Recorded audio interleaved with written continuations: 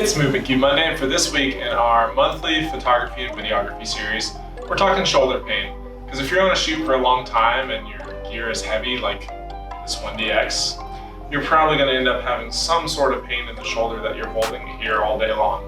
So let's go through a few movements that can fix that.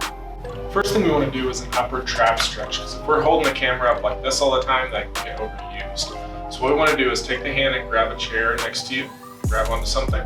We're going to take the opposite hand, reach up and over and grab the side of your head. And what we'll do from here is we're going to contract for about 7 seconds, trying to take your right ear and your right shoulder and bring them together.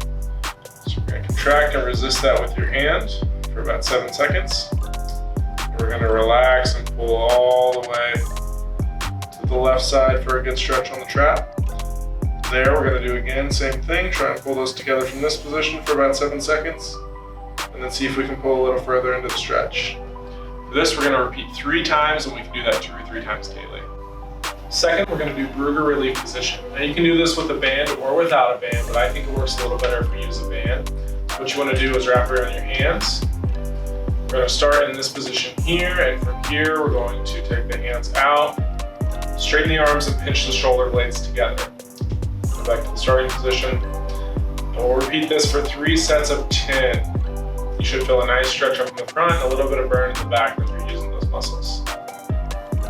And last, we'll be using a concept called functional range control. And we'll be using an exercise called swimmers with this.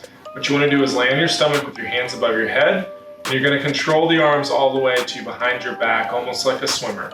For this, we're going to repeat 5 reps, and we're going to do 2 or 3 sets. So go ahead and repeat like this.